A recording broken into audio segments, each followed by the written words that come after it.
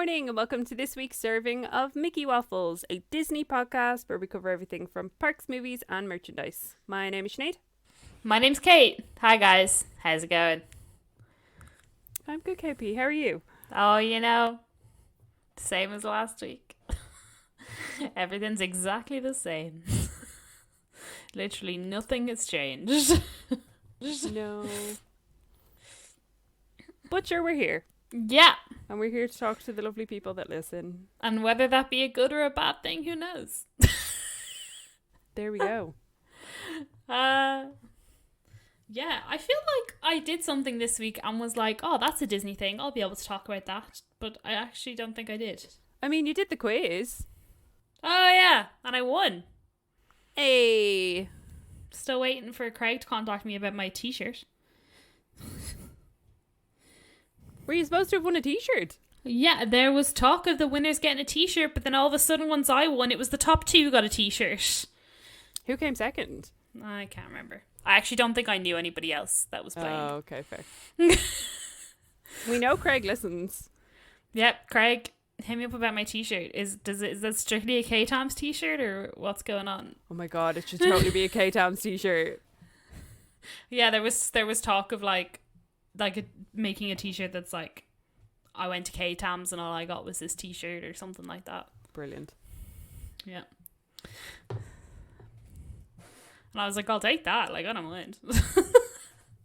What were the questions like? Yeah, some of them were really difficult. Some of them were pretty easy. They started with Walt Disney World questions that I either guessed or really didn't know the answer to. And then it took a sudden turn to like decom movies and a lot of Disney Channel questions. And so then I was like, oh, hello. KP's time to shine. Like one of the questions was, I'll give you one question. One of the questions was, what is Goofy's profession in a Goofy movie? And I was like, photographer, boom. Do you know what I mean? And then then it turned like heavily decom, and I was like, fuck, I know the answers to all these questions, because they did it on Twitch. So it was like you had multiple choice out of 4 questions, but it was a timer as well. So the quicker you answered, the more points you got. Oh, kind of like Kahoot. Was it kind of like Kahoot? Have you played with Kahoot before? Is that a thing? Yes. Yeah. It's basically quickest. You get more points the quicker. Yeah. Okay, there we go. Yeah, but also if you got it wrong, you lost that many points. Oh, shit. Yeah, so you couldn't just go around guessing willy-nilly. But if you didn't guess at all, you didn't lose any points. Oh, so did some people just like sit out? Well, yeah, like once I figured that out, I was like, oh, if I don't know the answer, don't answer. Because like, yeah, you have more hope of actually gaining points then. But yeah, it was fun. I enjoyed it. Good. It was quite funny when I was recording with the lads yesterday. Mr. D was like, "Has Kate been to Disney World?" And I was like, "No." And he was like, "That's impressive. She knows an awful lot about it for someone that's never been." And I was like, "This is what happens when you just longingly want to go for so many years and can't." Pretty much. To be fair, like sometimes the hardcore Disney questions I don't know. Like all those like Epcot questions, like which pavilions are next and which is the tallest this and all this sort of stuff. Well, to be honest, one of the questions was how tall is Cinderella's castle, and I guessed that just from the options. And then 2 questions later, there was how big is the Epcot ball, and my power of deduction stated that it would be like slightly shorter than the castle from like how I've seen it, and then I was right. So I was like, to be fair, those were just like more like educated guesses. Oh, fair. Well, you did the Mickey Waffles brand proud. Yeah. I was supposed to join, but if I'm going to be brutally honest, I had a complete mental breakdown on Friday about lockdown and just not seeing people, so I made myself a fake Halloween in January. I mean, that's completely fair. Why not? Yeah. Would highly recommend, if lockdown's getting to you, just like have a mini version of your favourite holiday. Would highly recommend. Mini Christmas! Telling you. Put on my Hocus Pocus jammies. I watched Hocus Pocus. I had some Banshee bones. I was living my best life. There you go. Look at that. It was a good time.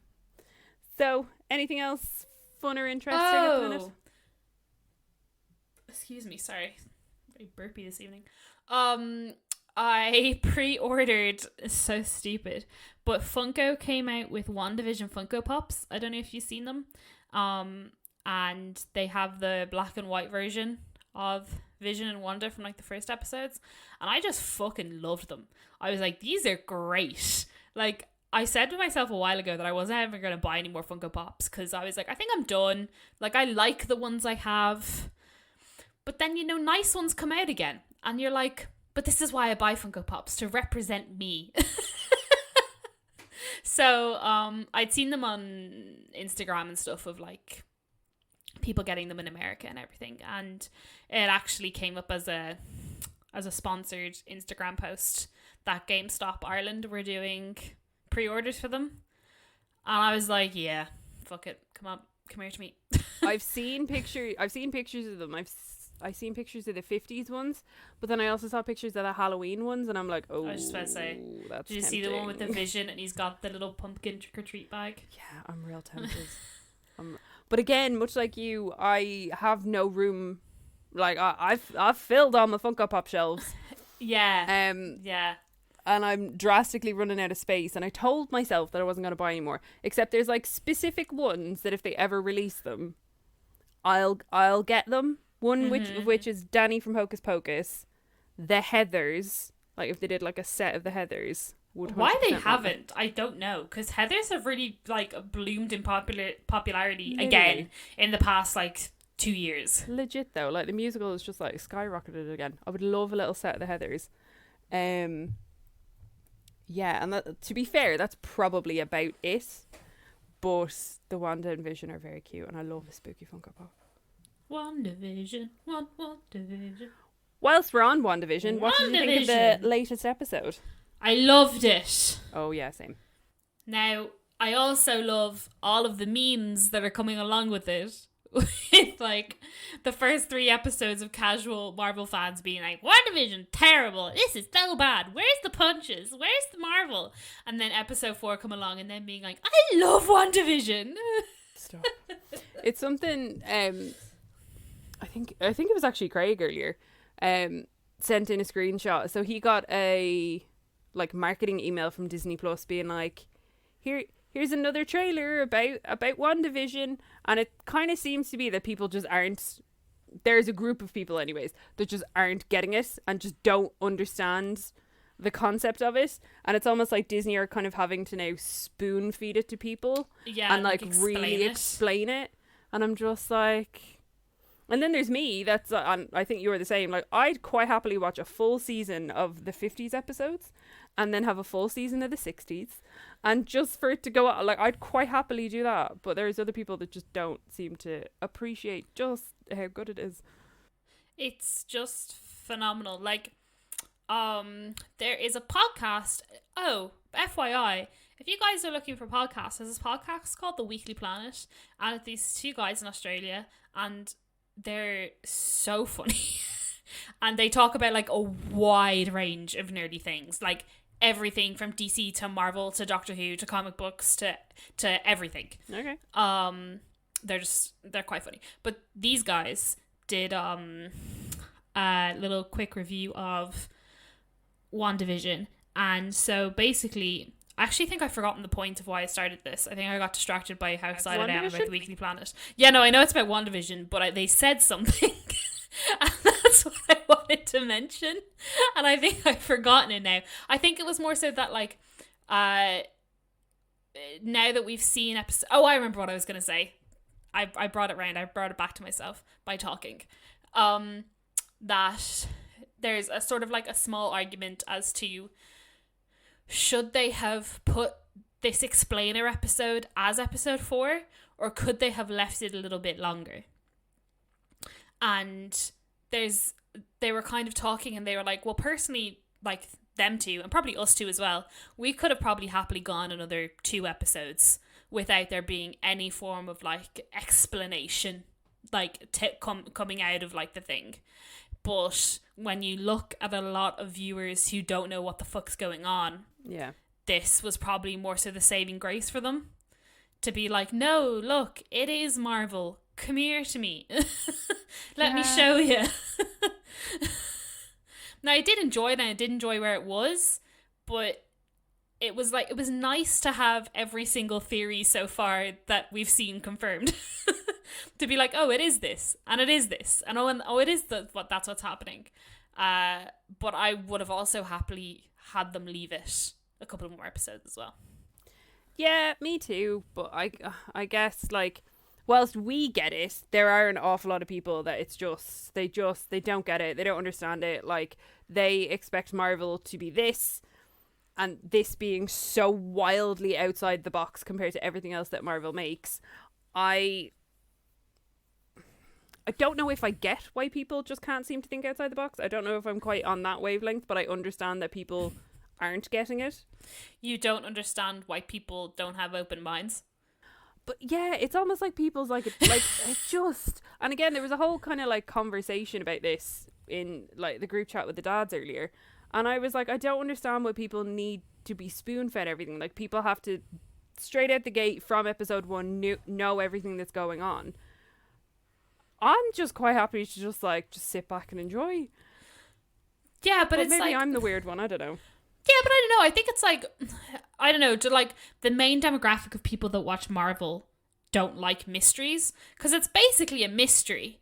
Like, you're basically watching like a mystery movie or a mystery show, like an overarching storyline of literally like any TV show ever, with like a bad guy at the end and being like, who is it? What's happening?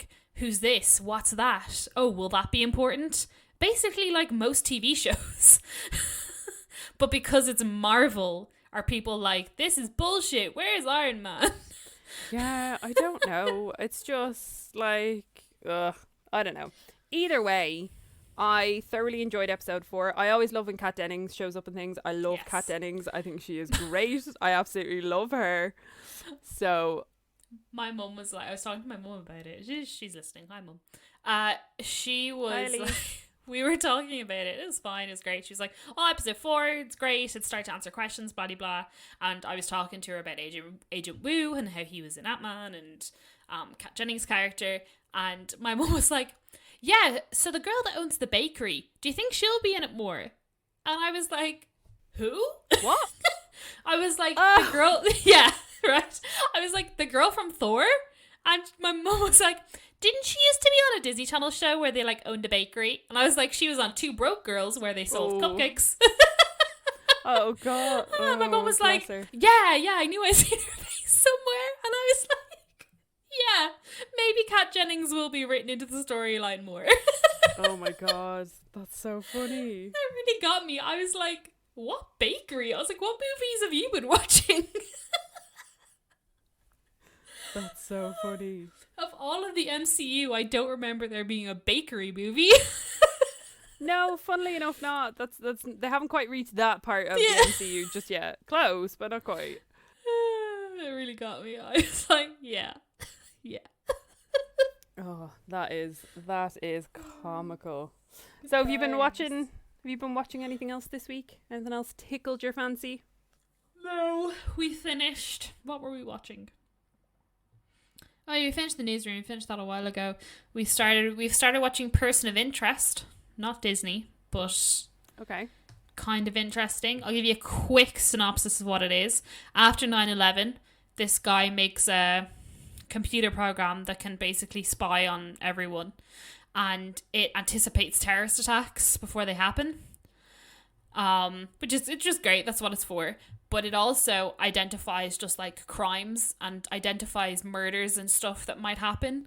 But it marks those as like unimportant because the thing was made purely for like terrorist attacks. And so the guy who makes it builds a backdoor into his own system and then hires this hit guy who he's saving from something. And they go after all of these other people and try and save people's lives. Interesting. Ooh. Yeah, I'm getting there. The first 3 episodes were all like individual stories, and we got to like the 3rd episode, and I was like to Ed, I was like, is there an overarching story somewhere? Because it can't be like, like Monster a Week kind of things. I was like, is this a killer a week? I was like, because I'll get bored. I was like, we know he's not going to die. There's 5 seasons. Like, yeah. And Ed's like, no, there is an overarching story from episode 4. I was like, okay, great. We'll get there in the end. It'll be fine. Yeah. I was like, grand. We'll keep watching. So, but yeah, that's kind of it. We watched Royal Rumble as well. Oh, was it any good? It was okay. Sounds about right. It was fine. I mean, as we were watching it, I was like, man, I forgot how much I like wrestling. But then I was like, I actually think the best way to watch wrestling is to be really in it for a year, leave it for a year, and then go back to it. Because like so many things had changed, I was interested again. But I think when you follow it on a weekly basis, you just get bored of it very quickly, and the changes don't really mean anything to you. But like over a year, loads of things have changed, and I was like, oh wow, look at that. No, look at him. Oh, look at her.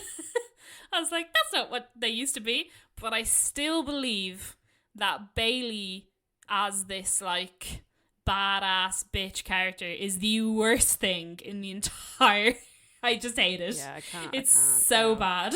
Not on board. She needs the what are they called? Wacky wailing inflatable flailing arm two men. Inflatable arm things. I can never say it, but she needs them in her little side pony.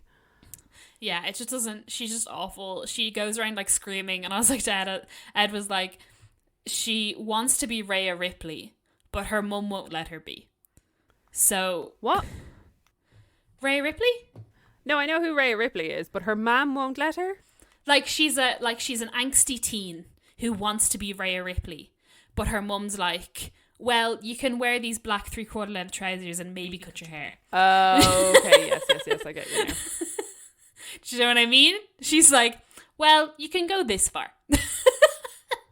And Bailey's like, fine, whatever, mom. Oh, Jesus. Yeah. It's like that, and I don't enjoy it. But the men's Royal Rumble was exciting. I was getting really annoyed towards the end, and then it was a happy ending. I was like, wait. But, I do enjoy the Royal Rumbles. That's always a fun show. Who won each of them? Edge won the men's. Ooh, good man. After being injured for however long he was injured from having his coming back from a neck thing after all that time, then immediately breaking his shoulder. Now he's back again. Good man. And then Bianca Belair. Is she the one with the long hair?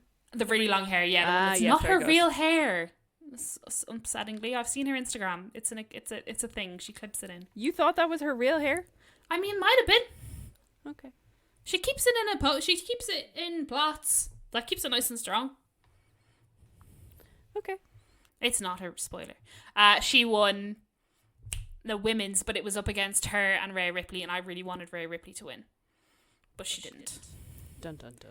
But as long as Charlotte Flair didn't win, I didn't care.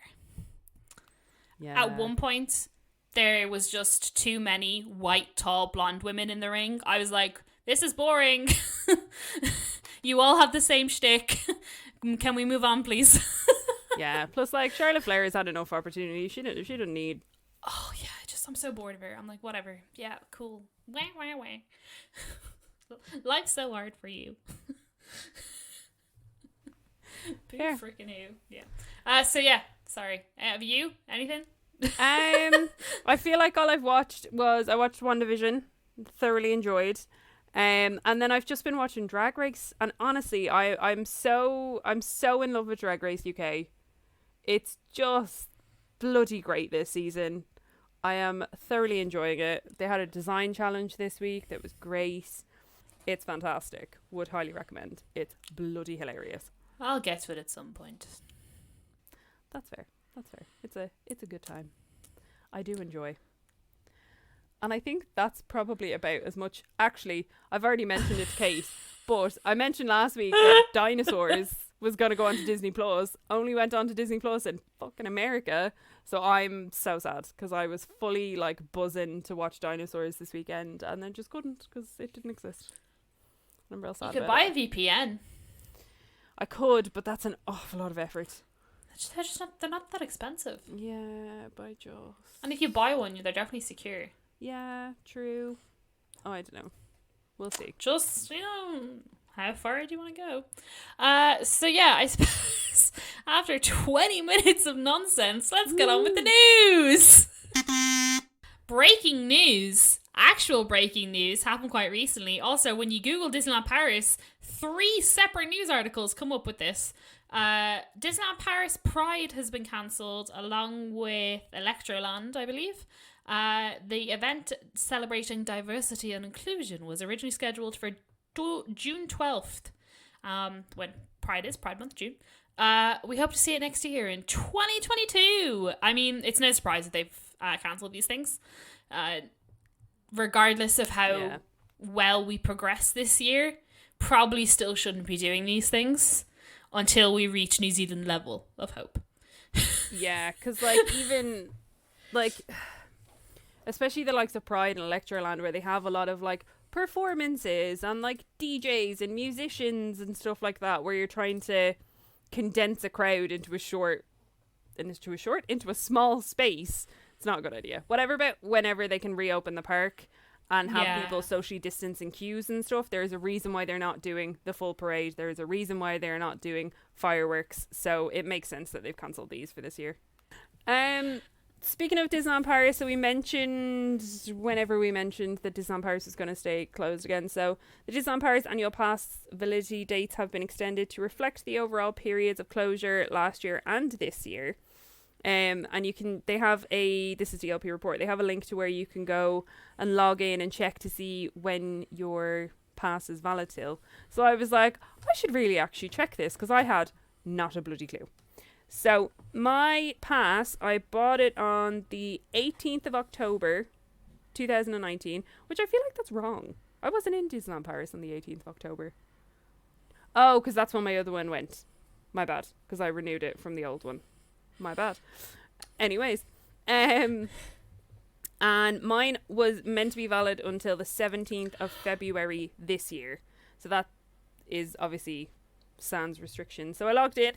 Really easy to log in. If you haven't done it, all you need is the long number on your annual pass card and then your last name. That's it. So my current validity is up until Tuesday, the 21st of December, 2021. I was kind of hoping it would pitch over to 2022 because it would just be gas. But depends if they're allowed to open in April or not. Yeah, I was just about to say, you never know. They might have to close again. Yeah.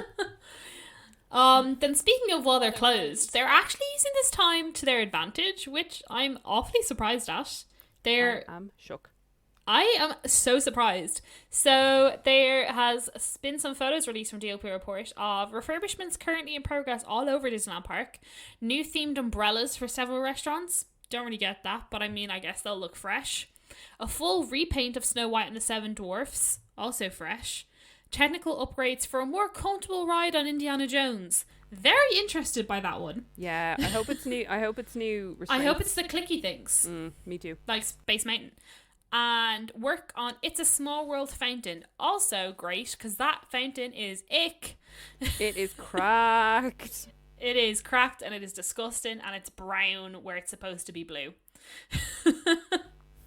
Ooh, nice. I think it's interesting that Snow White is getting a full repaint, because obviously we had that announcement a good few weeks ago. Well, it was seemingly from a year ago, but still. That they're completely changing Snow White in California to remove all the scary things. And we were like, DLP? Are they going to change it? Clearly they are not. No, they're just going to paint what they have. Hey. There's also just the last bits of the refurbishment-ish, I think. Yes? No? Oh, there's a couple of them. Do you want me to just read them all? Yeah, sure. Go for it. Over at Buzz Lightyear Laser Blast, the full refurbishment is coming to an end, which I think is mad, because I was like, man, Buzz is going to be closed for ages. No. They're going to be closed for the rest of that time. The roof, facade and attraction are looking brand new with fresh paint, LED lighting and even new, less cartoony graphic design at the entrance, which I'm kind of excited for. Sophistication? Ooh la la. Who is she? I don't know her. Then, what else? At Walt Disney Studios Park, the front lot repaving project is almost complete. Didn't know that was a thing. And the entire area will be covered in non-slip pavers. That's exciting. That's a good shout, to be fair, because Because I don't it know what rains a lot. but I don't know what it is about DLP. And I'm sure it's just France in general. But like the morning time, it doesn't matter what time of year it is fucking freezing in the morning, and it's always real slippy. So It must be Paris. Yeah, or Chessy. And also the hotels are just moving along. The facade refurbishment to Sequoia Lodge is still going. There's a remodeled lakeside entrance over at Newport Bay, and the lighthouse has been finished. Who cares? Doesn't do anything. The resort has also confirmed that the Town Square gazebo has been completely removed and is being replaced by a similar design made of weatherproof composite materials. Why is it not weatherproof in the first place? Because DLP, because that gazebo is definitely from opening day, where they were cutting corners left, right, and centre. And we're like, want to make it a straw? Yeah, sure, go on. Who cares? Just get it up there. Come on, snip, snap. Remember, it's Eisner we're talking about. True. So yeah, they're like all the recent updates that are happening to Disneyland Paris parks, which is great. There's one last one. I think the pictures went in backwards, but Pinocchio is also getting repainted soon. So all the dark rides will be looking beautiful. I mean, I guess just make them better. Like, I mean, I quite like Pinocchio and Snow White. They're not rides that I like would queue. Like, if they're a 10-minute wait, sure, I'll go on it. But any longer than that, I wouldn't bother. Yeah, no, me either. Too fair.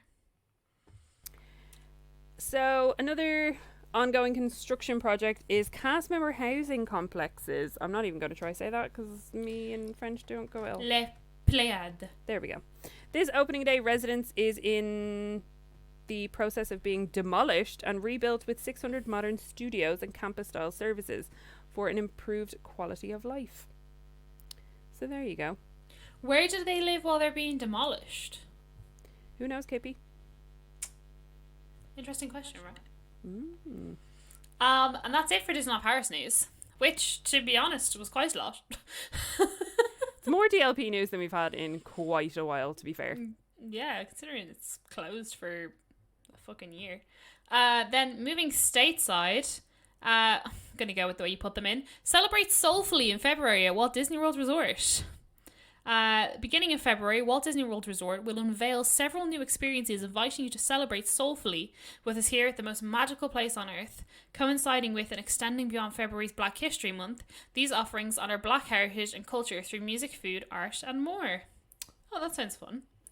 Just on this, so if you go on to, because I forgot to include it, if you go on to Shop Disney US, they've actually done a kind of like collaboration on a whole range of soul apparel, and they've kind of done it in collaboration with a bunch of different Black artists. So there's one called B. Harris, there's a guy called Arrington Porter, Bianca Pastel, and then Corey Van Loo. So they've all kind of taken a different These are cool. They're really, really nice. So they've all kind of taken a different aspect of the character or a different aspect of the movie and kind of done their own take on it. They are beautiful. I love the one with all the women on the back. Yeah, it's fab. Fab. Big fan. Yeah. So if you haven't had a look, pop onto the Shop Disney website and have a look at them because they are beautiful. And they've kind of explained a little bit behind their designs and why they've done them that way and stuff. It's nice. Cool. Big fan. Big fan. Now what? I know what way I sent them into the group, but let me find them. So this year is the 30th anniversary of Disney Vacation Club. Woo! Also on Shop Disney US, you can get, what did I see last night? You can get these ridiculous, like, bedazzled DVC. You can get a necklace that says DVC member, or you can get cufflinks that say DVC member that are also bedazzled. I think the cufflinks are $200. I can't remember how much the necklace is. Holy shit! Yeah, but I mean, if you've got DVC, you probably got the money for it, so that's fine. Yeah. You can also get T-shirts that you can get customized with your different family names and whatever you may possibly want. There's also some additional little kind of selfie areas and stuff like that are going to be about the parks, so that you can, I don't know, show off that you're a DVC member. I don't know. If you want to know more about DVC, we have done a whole episode on it. We will leave that linked in the show notes. It's a thing. People really like it. There you go. Yeah. The next thing on the list is Disney Plus with Star. I'm gonna leave that and come back to it at the end because I feel like it's a more exciting thing to talk about. One thing that we love to talk about is COVID-19. In Walt Disney World, they've released a new physical distancing rule for larger parties. And I know what you're thinking. Walt Disney World's been like, you can stand closer together. Actually, no. The new statement posted on the site states that parties larger than 10 people should split into smaller groups to allow for increased physical distancing. I mean, no bad thing. Cool. Actually, one thing that I couldn't find a news story for whatever reason, but the dads mentioned it last night. They have also updated their mask policy to include masks that have a clear panel on your mouth for people that need ASL. And I was like, Kate will be excited about this. We love accessibility. What? Universal design. Communication for all. I know, right? It was funny though, because Mr. D was like, but why would you need it with a thing? I was like, I know. I was like, I'm aware.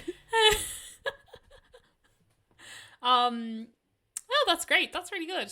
Do you know what I hate? What I hate? What? Are those masks that are little pieces of plastic. Oh, the little shields that aren't a face shield. They're a mouth the face shield. shields. Yeah, just to above your lip. Just your physical mouth area.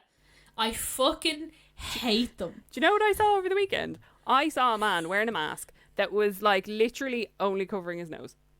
And it was it was only wide enough to cover his nose. And I was like, why are you bothering? What? It was so strange. It was so goddamn strange. I was like, that's actually quite funny. You need to no. Something that I'm very excited about, and I'm bloody buzzing to go there whenever I can go to Florida, is Gideon's and their ridiculous over-the-top cookies. But they have a new cookie, especially for Valentine's Day, which is called the Eternal Flame. We love it. So it is a dark chocolate cookie laced with ancho, cayenne, and cinnamon, and topped with chocolate-covered cherries. I would give this a go. This sounds tasty.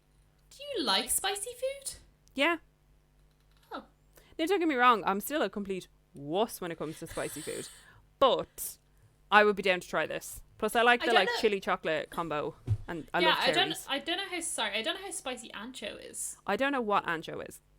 I don't think I've ever heard of ancho before. Makes me worried. But Disney Food Blog posted about it, and it looks class, and it looks like there's like red glitter all over it. It's very pretty. Oh yeah. Big fan. Oh, it looks dense. If you like scroll down, you can see what the inside of it looks like. Damn. The spicy flavour of the cayenne and ancho are balanced out by the sweetness from the chocolate and tart cherries, making this cookie a home run in our books.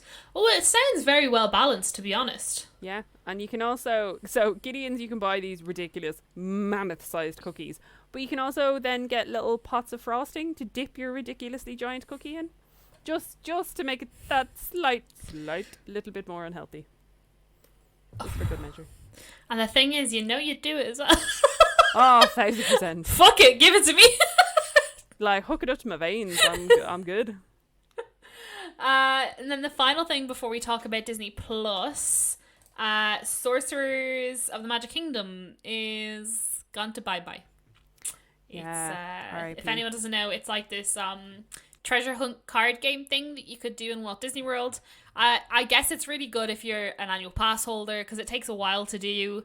And you're basically just wandering around looking for other bits on a map, and you get these like interactive cards that you like tap to things and do things with, and these pictures that look like pictures turn into screens, and characters come and talk to you and that kind of stuff. It's gone. She gone bye. She did. Just Chapek taking more fun out of the parks, but One last thing that somehow we both missed is there's a new opening date for the brand new M&M store in Disney Springs. Can you tell that we have feck all time for news?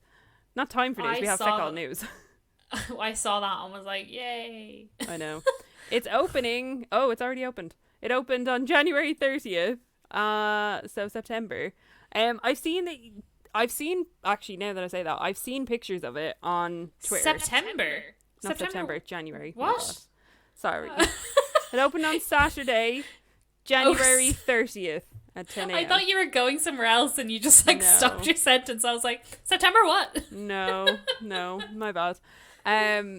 Yeah, it's your standard M&M store. There's just like a wall of every colour M&M you may ever possibly want, need, or care to contemplate. And I'm sure it's outrageously expensive. So if you want a load of M&Ms while you're in Disney Springs, have at it. Yeah. Do you know what pissed me off about M&M stores? Go is for it. that the only one that's easily accessible to me is in London. And all they sell are regular M&Ms Yeah. and peanut M&Ms. Not I peanut can butter get ones. them here. Yeah. I can buy them in a share bag for like £2. Why the fuck don't you give me the fun flavours like peanut butter M&Ms? What is it about peanut butter M&Ms that make them illegal in Europe? I don't know, but they're so good. The peanut butter M&Ms, the pretzel M&Ms. Oh. Yeah. Oh. But like the M&Ms world in London doesn't even sell like the crispy M&Ms, which are ones you can readily avail of in Ireland. And I'm like, what the fuck? I just hate it. That's 3 floors. 3 floors of regular M&Ms. It's massive. I could go on for days. Anyways. Yeah. So yeah, I was about to say that's it for the news, but that's a lie because Star is coming to Disney Plus this February, this month. Woohoo! It's just around the corners, ladies and gentlemen. And they released a snazzy little drawing. They made it really nice for people, and they put all of the stuff that's going to be there day one into this star and put it up on Instagram and had people squinting their fucking eyes out trying to see what it says. Zooming in so tight. So there's a lot of things that we already knew about, and some things that I'm like, wow, I didn't know they were coming. Like Glee, all of Glee. There you go. All of Modern Family. Mm-hmm. Buffy. We know Ben will be buzzing about that. Also interesting. I'm interested to see if Buffy's going to come off Amazon then. Yeah. Just telling Sinead, 3 Billboards Outside Ebbing, Missouri. Absolutely fantastic movie, but also wildly depressing. So just FYI on that.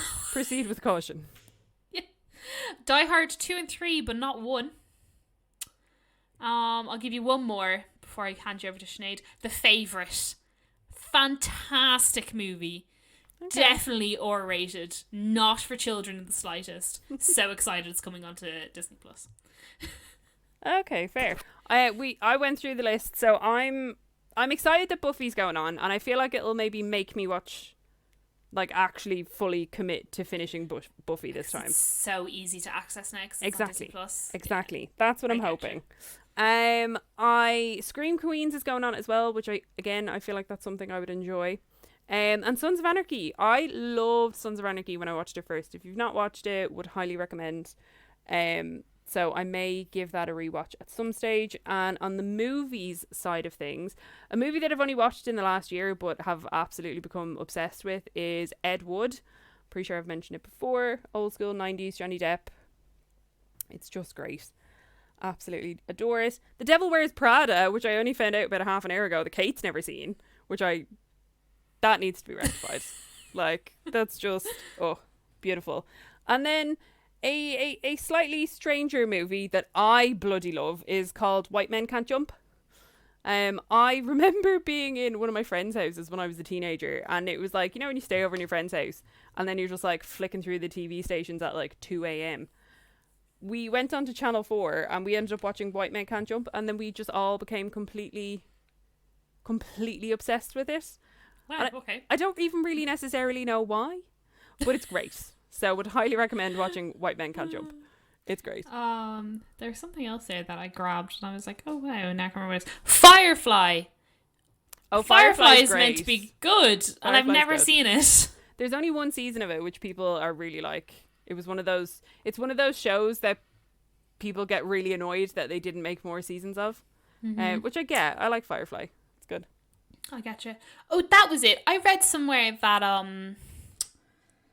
What They Do in the Shadows was going to be on Star, and I couldn't figure out if it was the movie or the TV series, and I don't think it's actually coming to the UK one, so it doesn't matter. Dun, dun, dun. If anyone's not seen What We Do in the Shadows, hilarious. Absolutely hilarious. It's about vampires, and it's so funny. I will look it up because you know me. I love cheesy vampires.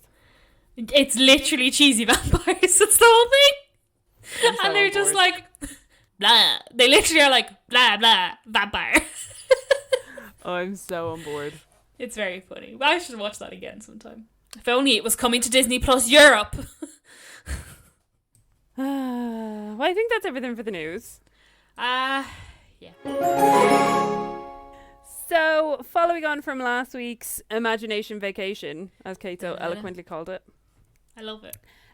So last week, if you haven't listened to last week's episode, we dream planned our birthdays. Kate's birthday's in June, my birthday's in September, and we planned and priced up trips to DLP. So we figured we'd finish off DLP, and then next week we're going to go to Walt Disney World, which was when it gets real fun, because I don't know, I don't even know what kind of offsite hotels to look at. Maybe we'll look at some Universal hotels and like add in the cost of Ubering. Maybe that's a thing we'll do. I'll need more than 20 minutes prep time for that one. Ain't that the truth? So I planned Halloween because Halloween is my favourite season, and KP planned Christmas. Yeah.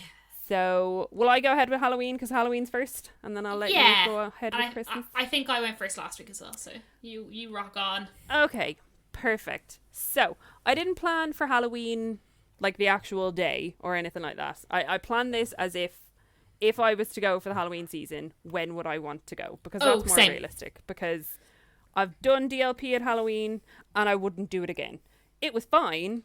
It just didn't feel like I got to have Halloween, if that makes any sense. So I've planned for October 11th to October 14th. So the second week of the Halloween season, a Monday to a Thursday, because I love a Monday to a Thursday. I said this last week, but still.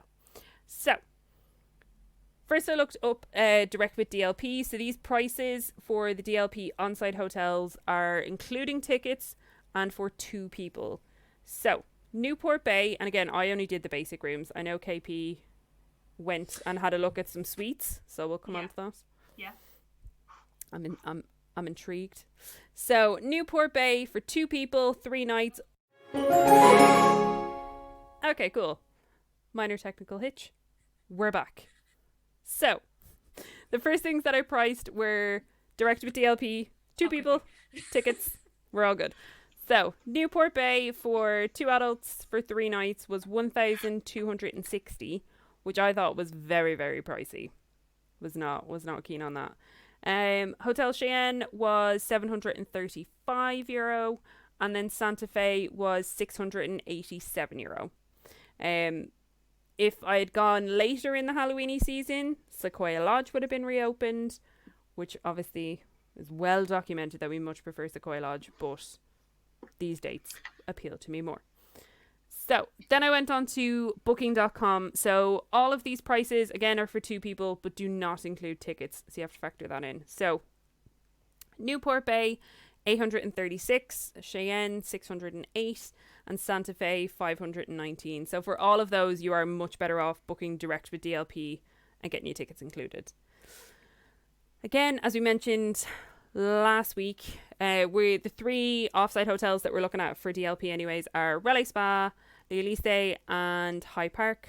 All come highly recommended, so we're opting for those. Relais Spa, I actually think the prices of these were all the exact same as they were for when I priced them for my birthday, which I thought was hilarious. So Relais Spa, €449, the Elysee, €539, and then High Park was €200. So very similar prices to last week. But again, whilst it is the Halloween season, it is still an off-peak time period, so that'll be why. Flights, I looked at the Ars Cracadon ones and then the late ones. So with Aer Lingus, €616, and then Air France, €129. So not a massive amount in the difference. And then the tickets were the exact same. So direct from DLP is $259 for 4 days, and with attraction tickets direct, it's $243. So I looked up what I thought was the cheapest. I did bad maths. So I assumed that the cheapest would be High Park, which was €200, and then adding on the tickets, and that got me €918. Doing the flights with Aer Lingus. The most expensive is $1,518. That's staying at Newport Bay and then getting the Air France flights. However, when I went to add up what I would probably pick, I was like, sure, I would probably go with Santa Fe, stay on site, absolutely. And it was actually only $851. So I did bad maths. So Santa Fe is actually the cheapest option out of all of them, and probably would have been the one that I would pick anyways. So interesting, right? So that's the Halloween season. So I picked Christmas. Obs. So I picked the 6th to the 9th of December, which is a Monday to a Thursday, because that is like perfect Christmas time. First week of December, so it's definitely Christmas. Everyone's still in school. It's not that expensive to go, really, and it's just nice times. And you also don't have to go on an icky weekend. So, so I actually didn't look at all the special rooms like I did last week, but I will mention the one I told Sinead just before we start. Newport Bay has Compass Club suites, which I have never seen before, ever. I have never seen these when I've gone to book stuff, and I was baffled because I would have remembered it because the room is drastically different from a regular Compass Club room. It's like this big, I want to say 4-poster, but I actually can't remember, but it's this big bed in like this really big room with like lush blue carpets and like this blue like awning thing. I'm like, holy fuck. But before everyone gets too excited, it was like $4,000 for 3 nights. Jesus. Including tickets. I'm gonna look this up. I'm real intrigued. And so I was like, no, because that's the same price as like mid-range Disneyland hotel, and I still have to walk all the way to the fucking park. So I'm sorry. Never. That's also like 2 weeks at a value in Disney World. So right? Fuck that. No. So now that's out of the way, 6th to 9th of December for Christmas for 2 people. A Newport Bay standard room with tickets with Disney, $1,295. Sequoia Lodge, $1,065. Cheyenne, $696. And Santa Fe, €510 for 2 people, 3 nights, 4 days tickets. Right? So cheap that when I was looking over my Excel sheet, I was like, I've written that down wrong. That can't be right. And went back and double checked it. Then with High Park, you can get a room for €281. Relais Spa, you can get a room for $407. And then the Elysee and Val d'Europe, you can get a room for $539. So again, similar-ish to the ones I had last week, but still cheaper. So you can get tickets for $486 from attractions or $518 from Disney, I think it was. Yeah, they were more expensive with Disney, which I thought I might have done that wrong. But anyway, the flights that I chose, which also surprised me. So you can fly with Aer Lingus they're basically the same times. So 20 to 7 leaving Dublin, arriving at Paris at 9:25, and then leaving Paris at 5 to 10 in the evening and arriving at 20 to 11. I noticed that in December they fly earlier than they do in the summer. And I was like, I wonder if that's to do with aviation. Weird. Like in December, their flights are like 9:50, 9:30, 9:40-ish between the two. But in summer, they're like 10:30, 11:15. So I thought that was interesting. And I was like, much prefer that. So leaving France at 5 to 10 and arriving home at 20 to 11, not bad. And then with Air France, leaving at 6, arriving at 10 to 9, and then leaving France at 9:30 and arriving home at 25 past 10.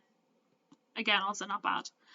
With Aer Lingus, it was €282 for 2 people, and Air France was €253 for 2 people. So, you can get to Disneyland Paris for 2 people, 3 nights, 4 days tickets, flights, for as little as €382 per person for Christmas. That's not bad. Right? I'm like, do I book it? Yeah. Like, my AP was first still week of valid. December, who knows? Like, I'm not going to go if it's not safe. Like, I'll know by November. I'm just like, fuck, like, it's not going to be this cheap again. But then I'm also surprised as to why it's so cheap. Because I really thought Disneyland were going to be like $1,000, $1,000 no matter where you stay. Yeah, Do you know what I mean? You would assume. But obviously not. Like, I was baffled. And the thing is, right, so it's $510 for a regular room in Santa Fe. Let's argue that you want a room near facilities for an extra 30 quid. Okay. Grand. That's fine. I don't mind. That's really cheap. The most expensive one is obviously to stay in a Newport Bay room, which is €774 per person. Okay. So literally double the price Just think of to all save you. Think of all the glow-teenies you could buy with that extra money. But like, that's double the price to save you a 15-minute extra walk. Really is what that is. And like that 15 minutes is really if you were like the back arse of the Santa Fe. Santa Fe. Yeah, true, actually, yeah. Maybe 10, actually. More so 10. From Newport Bay to Santa Fe, 10 minutes. Yeah, absolutely. Definitely wouldn't be any longer. Again, and that's like the back of the Santa Fe. And again, if you're going to Newport Bay, you have to walk all the way down to the right. And then if your room's in the East Wing, you have to walk all the way down to the East Wing as well. So by the time you've gotten to your room in Newport Bay, you're probably not that far from Santa Fe. Let's be real, like. This is very true, actually. This is very true. And I know Sandy has said before, so High Park is, I think you kind of end up going through Newport Bay. And she's like, High Park is basically, if you were staying in one of the back rooms in Santa Fe, it would take you as long to get to the park as it would going from High Park as well. You just go a slightly different way, obviously. Wow. I started watching, so the other day I wanted to watch Disney vlogs, but out of principle, I don't want to watch any Walt Disney World vlogger that's gone during the pandemic. But hypocritically, maybe, I was happy to watch Disneyland Paris vloggers that went when DLP opened, because DLP opened when it was safe and closed when it wasn't. Fair. Whereas Walt Disney World is like, COVID, woo! Well, to be fair, DLP closed when they were told to close. Yeah, true. Do you know what I mean? Like, would they have closed of their own volition? Who knows? They were told. The difference is the governor in Florida is like, you better stay the fuck open. Yeah, I suppose. Yeah, true. But anyway, hypocritical or not, I was like, oh, well, watch this girl. And this girl called Sam for God, and I've never watched any of her stuff before. I just never watched any of her stuff, but I was like, oh, interesting. Like, I was interested to see, like, maybe some COVID clips of DLP. And she, really just to point it out, but she went to Newport Bay, grand. She got given this room that was pretty cool. I'd never seen this type of room before. And she said this herself. It was obviously like an end cap room, and it had a bit of a different design because of where it was in the building.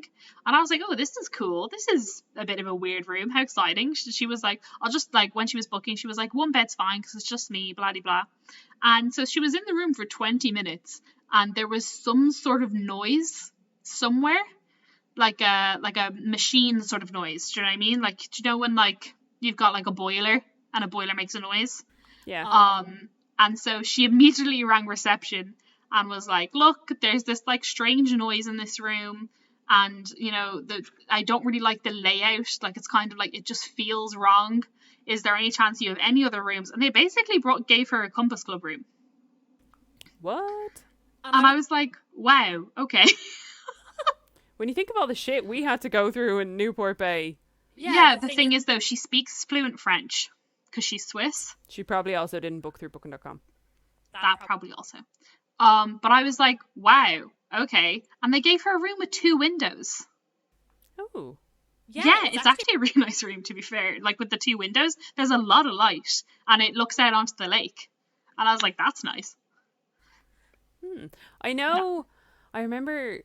I haven't watched many of her videos. I don't gel with her. But I remember seeing she did this like vlog where she basically like faked a trip to Disney, and it like went viral because people were like, "What the fuck are you doing?" Like, people were like, why? Oh, she did that thing where she like posts stuff onto her Instagram and pretends she's there. That's what you mean. So she like made it look like she'd gone to Disneyland Paris during the pandemic, just as like a social experiment to show that like what is posted on social media isn't real life and stuff. And I'm just like, are you like, stop? You have too much time on your hands. She also, one of her favorite rides is Orbitron, which I think means there's something wrong. The little bathtubs? Yeah. The little flying bathtubs? Yeah. And she's not a fan of Space Mountain. I mean, there's a lot of people that aren't a fan of Space Mountain. I get that. If you don't like Uppy Downy Rise. Tours. Oh, she no, that I don't Star get. Tours. Wait, why? I don't know. But she was like, oh, I always forget Star Tours exists. Like, I don't like it. And I'm like, what? To be fair, our Sam is a bit like that. Yes. I don't think she's ever been on Star Tours. Yeah, now, again, with Hyperspace Mountain, I kind of get it. If you are terrified of roller coasters, if you don't like rides that go upside down, I get it. Or if you have motion sickness. I was listening to an episode. It was an episode of Murder Most Irish where they were talking about when they went to Disneyland Paris, and I think it's Sarah Jane has like horrific motion sickness and went on Star Tours. Like, she has like god awful motion sickness. Bad idea. She didn't realize it was a simulator. Don't know. Right. And she ended up like in the like Disneyland Paris like hospital that they have on site. Right.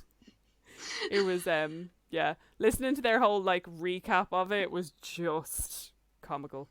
Absolutely comical. If I can find the specific episode it is, I'll leave it in the show notes, but it's just, oh my god, it's so funny. I miss Disneyland Paris so much so that I'm like, fuck, will I book this for December?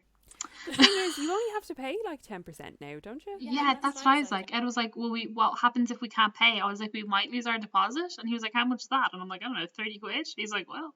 To be fair, like when I had to move mine, when I cancelled mine, they just gave me the money back. And I know Sam has just been continuously moving trips. Yeah, because I was like, also, worst comes to worst, if we message them and are like, look, it's unsafe for us to go, I was like, there's a high chance that they'll just move it for us because yeah. And I know Aer Lingus at the minute are being great, and you can just just move flights, chucking them along. So yeah, I might have a. I won't lie, you have me very tempted. They're just so cheap, and I just like, and like the end of the year, I'm really hopeful that things are going to look a bit brighter. Just because like it'll start, like, I know vaccines are slow and there's a whole hullabaloo of who gets to own the vaccines and who doesn't, but like it'll it's still only February. Jesus Christ, it's February. But like, do you know what I mean? Like, things will start chucking along, and like I'm now seeing Instagram posts of people who have already gotten their second dose and they're like done and dusted, and I'm like, here we go, lads, let's roll. December, here we go, here we come. True. And I'm kind of like, could I at least get one trip in with my annual pass? Is that a thing that I could maybe do? But I just think that like the important thing is here, everybody, we're not going to go if it's not safe, and we're not going to go. Oh God, no. But I'm like, if it is safe, which is a hopeful prospect to have at this point for December, fuck it. And especially if there's no serious like financial risk. Yeah, exactly. That's the thing. Like, they're so, for us, we're lucky enough to say that these prices are quite low for us to be able to just like be like, yeah, sure, that's fine, and we're okay if something does happen and we lose the deposit. But knowing that we don't have to pay the rest until a month before, and knowing fully well with COVID, we'll know a month before if we're going to go or not. It's not going to be like a maybe the situation will change in the next 2 weeks. Yeah, absolutely. I just think it's like there's enough time to figure it out. Yeah, I'm kind of I'm kind of tempted to ring up the AP line and see what the story is with.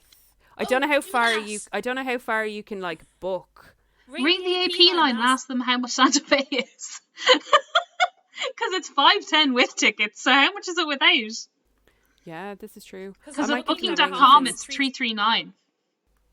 Yeah, and it's usually in and around the same price, if not maybe a little bit cheaper. So I know Sam was wanting to book Christmas, and I don't know if the person on the phone was just drastically unhelpful and that's why she didn't, or she couldn't. I might have an update next week. We'll see. Excellent. Do you know what this is, guys? This is going to be a whole year of us deciding if we're going to get to go to Disneyland Paris in December or not. And every week we'll have a closer update of, well, this is this, and this is that. And like, it's well documented, I am not a big Christmas person, but they're like DLP at Christmas But you is liked lovely. DLP at Christmas. I did. I loved it. Like that little weekend when I just crashed your family holiday, I had a great time. And I have more appropriate footwear now, and I could wear my jacket from Sandy. Oh, I'd be so happy.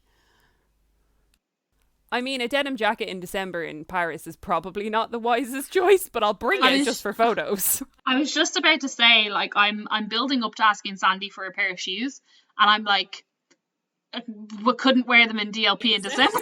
No, Kate, because if you remember, I did that. And I had the most miserable time. Actually, do you know what I remembered from this trip? This is a total tangent. But I remembered from that trip, I remember being so cold because dickhead here had just got my Mickey and Minnie slip-on Vans. And I was like, I'm going to wear them to DLP in December. And I was fucking frozen. Because I don't know about everybody else, but like if my feet are cold, my entire self is cold. Like I can't get warm. And I remember getting back to the Cheyenne and having a shower, and I was like, I'm just gonna have a bath as well. I was like, I'm just so cold.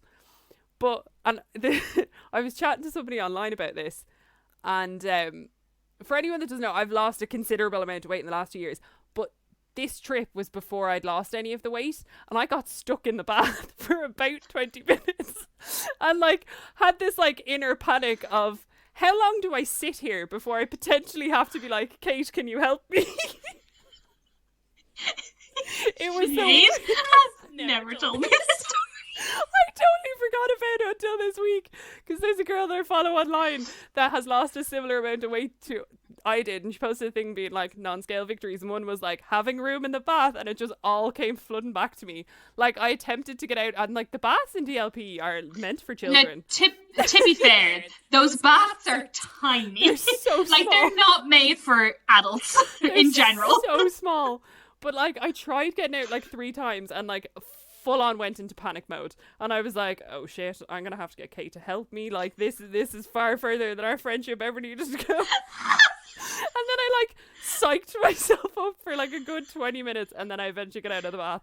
Hence how Kate never knew about this.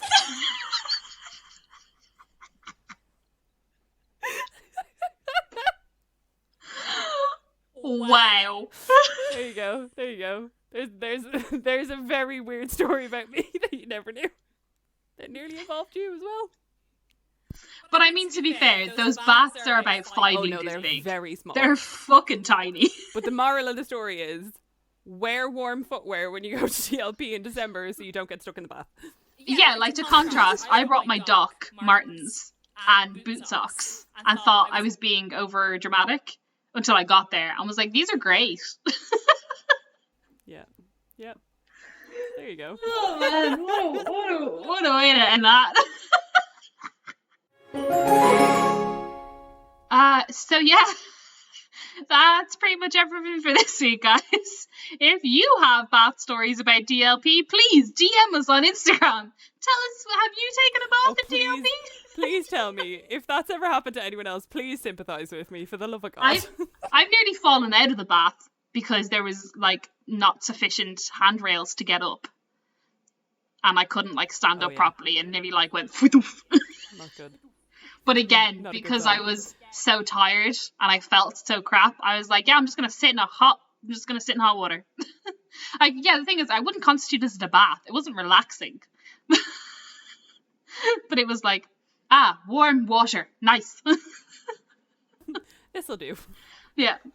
So yeah, if you want to hit us up on Instagram, it's @MickeyWafflesPod. Please tell us your embarrassing DLP stories that you've apparently told no one else, but we'll happily announce on a podcast with at least 80 listeners.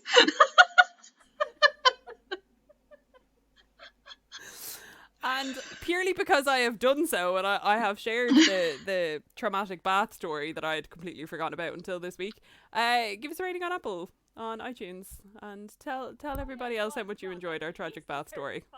Come on now, lads. We're opening our souls to you. So next week... This is how little content there is. This is what we're going for. Let me tell you about the time I took a bath. Deeply traumatic stories. That probably would have scarred Kate for life, but here we are. So next week we're going to be imagination vacationing to Walt Disney World for our birthdays. I'm intrigued to see what the price is and what way this is going to work, because obviously your birthday is very soon in Walt Disney World time frames. Yeah.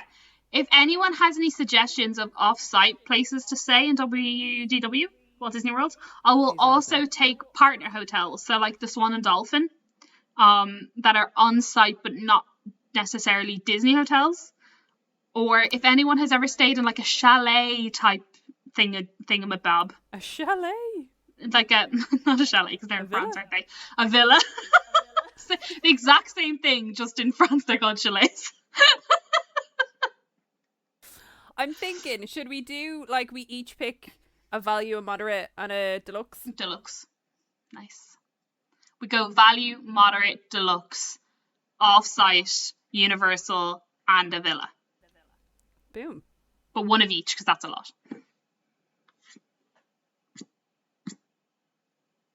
So yeah, that's it. Thanks so much for listening, guys. Hope you're doing okay. Stay safe. Wash your hands. Have a good week. See you next week. Have a good bath. Have a good bath.